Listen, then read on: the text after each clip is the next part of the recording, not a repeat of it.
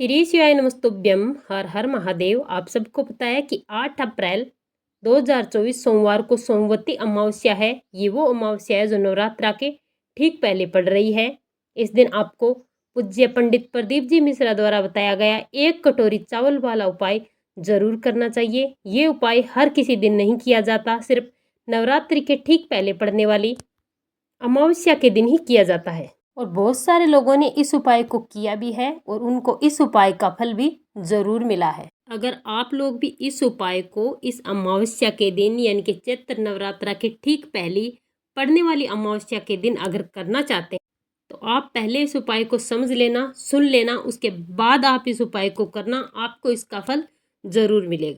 सबसे पहली बात कि इस 1 कटोरी चावल के उपाय को हमें कब करना है, किस लिए करना है, कैसे करना है, ये हम लोग जान लेते हैं।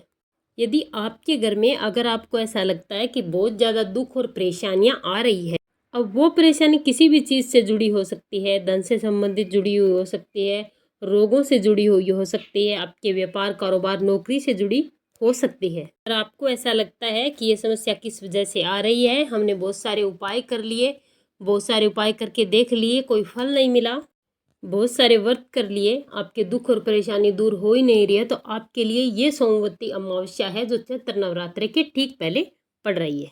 ये अमावस्या आप लोगों के लिए बहुत ही खास है और इस अमावस्या पर आपको 1 चावल की कटोरी का ये उपाय जरूर करना चाहिए। तो ये वो अमावस्या है जिससे आपके घर के सारे दोष और संकट दूर हो जाएंगे। अगर आपके घर में पितृ दोष भी है तो इस अमावस्या पर वो भी दूर हो जाएंगे, क्योंकि आपको पता है कि अमावस्या के दिन पितृ दोषों को दूर करने का सबसे बड़ा और महत्वपूर्ण दिन होता है। अगर आपको ये पता भी नहीं है कि आप पर पितृ दोष है या नहीं, तो भी अगर आप इस उपाय को कर लेते हैं तो भी इस उपाय का फल आपको जरूर मिलता है। आपके जीवन से जुड़ी सारी दुख और परेशानी, कर्ज हमेशा हमेशा के लिए दूर हो जाएंगे। चलिए अब हम बात करते हैं इस उपाय की, किस 1 कटोरी के चावल वाले उपाय को कब करना है, किसको करना है, किस समय करना है और कहाँ करना है। इस बार की अमावस्या कोई साधारण अमावस्या नहीं है, बहुत ही महत्वपूर्ण और खास अमावस्या है, क्योंकि इस बार सोमवार के दिन पड़ने के कारण ये सोमवती अमावस्या है। सबसे पहले इस उपाय को किसको करना है, तो घर में सिर्फ एक व्यक्ति को करना है। घर का जो मुख्य व्यक्ति है उसे इस उपाय को करना है। कोई भी महिला या पुरुष घर में जो बड़ा है, जो मुख्य है, वो ये उपाय करे। विशेष रूप से घर की बड़ी माताएं बहनें इस उपाय को करें। अगर माताएं बहनें करने में सक्षम नहीं है तो घर का कोई भी बुजुर्ग पुरुष इस उपाय को कर सकता है। अब दूसरी महत्वपूर्ण बात यह है कि इस उपाय को करने का समय क्या है। तो अमावस्या की रात से लेकर जिस दिन एकम लगेगा अगले दिन, उस दिन सुबह तक आपको ये उपाय करना है। तो इस उपाय को करने का समय है अमावस्या की रात को या शाम को। जो लोग शाम को कर सकते हैं वो शाम को करें, और जो शाम को नहीं कर पाते हैं वो अमावस्या की रात में इस उपाय को जरूर करें। तो अब उपाय को करने की विधि क्या है, किस प्रकार से हमें इस उपाय को करना है, इसको आप ध्यान से सुने, वीडियो को पूरा जरूर देखें। पूज्य गुरुदेव जी की कथा से सुन करके समझ करके आपको समझाने का पूरा प्रयास करूंगा, परंतु उससे पहले अगर आप महादेव के सच्चे भक्त हैं, चैनल को सब्सक्राइब करके कमेंट बॉक्स में हर हर महादेव जरूर लिखें, वीडियो को लाइक करें और शेयर करना ना भूलें। चलिए ये जानते हैं कि इस उपाय को हमें कैसे करना है।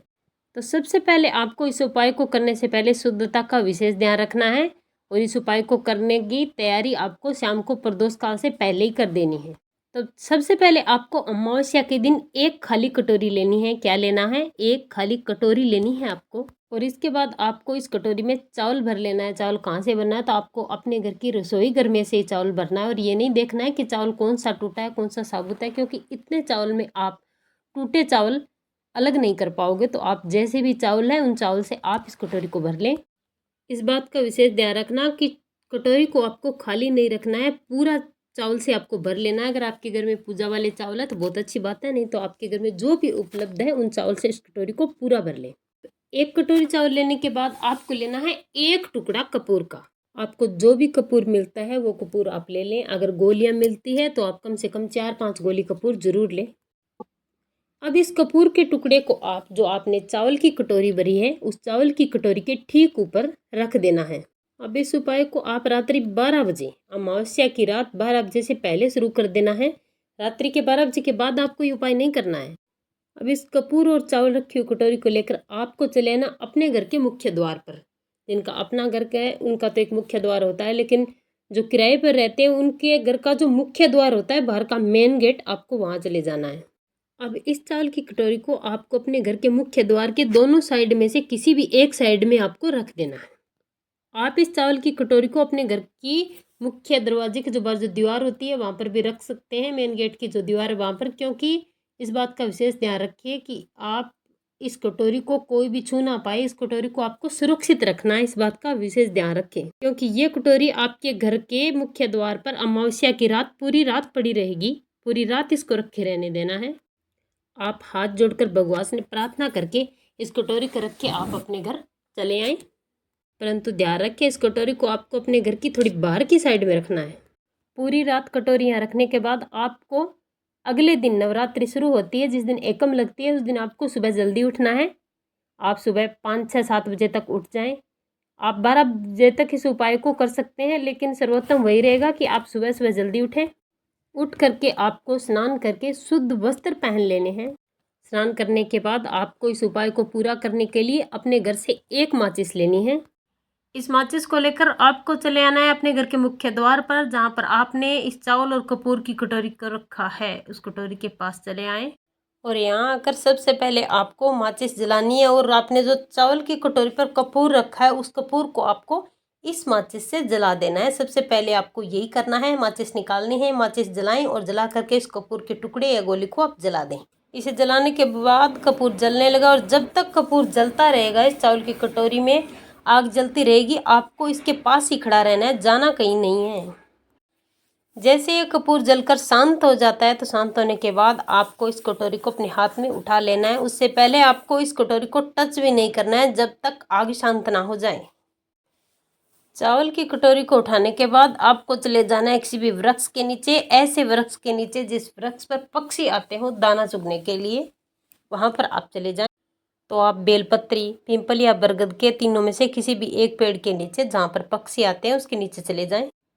अब आपको करना क्या है कि आपके हाथ में जो कटोरी है उसमें जितने भी चावल है आपको उन चावलों को इस वृक्ष के नीचे पूरे में फैला देना है और यहीं पर आपको भगवान से प्रार्थना कर लेनी है हाथ जोड़कर। आपके जीवन में जो भी दुख और परेशानियां आ रही है, अगर आप पर कोई पितर दोष है तो उनके लिए भी आपको प्रार्थना करनी है कि आपके पितर दोष समाप्त हो जाए, उनका अच्छा आशीर्वाद आप पर हमेशा बना रहे।